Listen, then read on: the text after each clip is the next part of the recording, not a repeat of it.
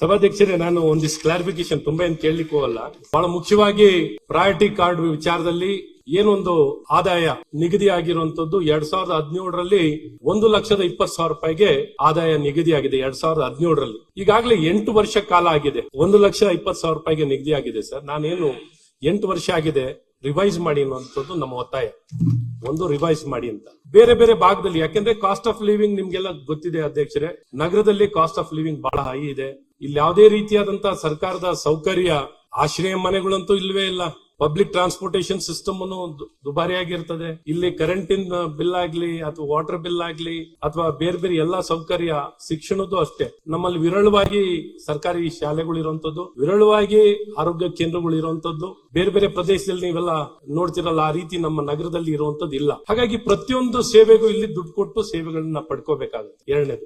ಮೂರನೇದು, ಕೇಂದ್ರದ ಒಂದು 2000ರಿಂದನೇ ಅಂತ್ಯೋದಯ ಕಾರ್ಡ್ ಕೊಡ್ಲಿಕ್ಕೂ 60 ವಯಸ್ಸು ಮೇಲ್ಪಟ್ಟಂತ ವ್ಯಕ್ತಿಗಳಿಗೆ, ವಿಧವೆಯರಿಗೆ, ವಿಕಲಚೇತನರಿಗೆ ಮತ್ತು ಯಾವುದೇ ಆದಾಯ ಇಲ್ಲದಂತ ಮಾರಕ ಕಾಯಿಲೆಗಳಿಂದ ತುತ್ತಾಗಿರುವಂತ ವ್ಯಕ್ತಿಗಳಿಗೆ ಪ್ರಯಾರಿಟಿ ಕಾರ್ಡ್ ಬಿಡಿ, ಅಂತ್ಯೋದಯ ಕಾರ್ಡ್ನೇ ಕೊಡಬೇಕು ಅನ್ನೋಂಥದ್ದಿದೆ. ಇದೆಲ್ಲ ಒಂದ್ ಕಡೆ ಪಾಲನೆ ಆಗಿಲ್ಲ. ಪ್ರಯಾರಿಟಿ ಕಾರ್ಡ್ 1,24,00,000ಕ್ಕೆ 1,24,00,000 ಜನಕ್ಕೆ ಕೊಟ್ಟಿದ್ರು ಸಹ, ನನಗೆ ನಗರ ಪ್ರದೇಶದಲ್ಲಿ ನಾವೇನ್ ನೋಡಿದಾಗ ಈ ರೀತಿ ವಿಧವೆಯರಿಗಾಗ್ಲಿ, ವಿಕಲಚೇತನರಿಗೆ ಬೇಕಾದ್ರೆ ಡೇಟಾ ಬೇಸ್ ನ ತೆಗೆದು ಕಂದಾಯ ಇಲಾಖೆನಲ್ಲಿರುವಂತಹ ಬೇಕಾದ್ರೆ ಡೇಟಾ ಬೇಸ್ ನ ತಗೊಂಡು ಆ ವ್ಯಕ್ತಿಗಳಿಗೆ BPL ಕಾರ್ಡ್, ಪ್ರಯಾರಿಟಿ ಕಾರ್ಡ್ ಸಿಕ್ಕಿದ್ಯಾ, ಅಂತ್ಯೋದಯ ಕಾರ್ಡ್ ಸಿಕ್ಕಿದ್ಯಾ ಅಂತ ಮ್ಯಾಚ್ ಮಾಡಿ ನೋಡ್ಲಿ. ನನ್ ಮಾತು ನೀವು ತಗೊಳ್ಳಿಲ್ಲ ಅಂದ್ರೂ ಪರವಾಗಿಲ್ಲ, ಡೇಟಾ ಬೇಸ್ ನೋಡಿ ವೆರಿಫಿಕೇಶನ್ ಮಾಡಿ. 4ನೇದು, ಅವ್ರು ಕೊಟ್ಟಂತ ಉತ್ತರದಲ್ಲಿ ಟ್ಯಾಕ್ಸಿ ಡ್ರೈವರ್ಗಳು, ಆಟೋ ಚಾಲಕರು, ಈ ರೀತಿ ವ್ಯಕ್ತಿಗಳಿಗೆ ರೇಷನ್ ಕಾರ್ಡ್ ಕೊಡಬೇಕು, ಅಂತ್ಯೋದಯ ಕಾರ್ಡ್ ಕೊಡಬೇಕು, ಪ್ರಯಾರಿಟಿ ಕಾರ್ಡ್ ಕೊಡಬೇಕು ಅನ್ನೋಂಥದ್ದು ಅವರೇ ಹೇಳಿದ್ದಾರೆ. ಇವತ್ತು ಈ ನಗರದಲ್ಲಿ ಚಾಲಕರುಗಳಿಗೂ ಸಹ ಇವತ್ತು ಅಂತ ವರ್ಗಕ್ಕೇನು ಇವ್ರು ಹೇಳಿರುವಂತ ವ್ಯಕ್ತಿಗಳಿಗೇನೆ BPL ಕಾರ್ಡ್ ಇಲ್ಲ. 5ನೇದು, ನ್ಯಾಷನಲ್ ಫುಡ್ ಸೆಕ್ಯೂರಿಟಿ ಆಕ್ಟ್ ಪ್ರಕಾರ ನಗರ ಪ್ರದೇಶದಲ್ಲಿ ಕನಿಷ್ಠ ಪೆನೆಂಟ್ರೇಷನ್ 50% ಜನಕ್ಕೆ, ಪಾಪ್ಯುಲೇಷನ್ಗೆ 50% ಪಾಪ್ಯುಲೇಷನ್ಗೆ ಪ್ರಯಾರಿಟಿ ಕಾರ್ಡ್ ಕೊಡಬೇಕು ಅನ್ನೋಂಥದ್ದು ಫುಡ್ ಸೆಕ್ಯೂರಿಟಿ ಆಕ್ಟ್ ಅಲ್ಲಿ ಬಹಳ ಸ್ಪಷ್ಟವಾಗಿದೆ.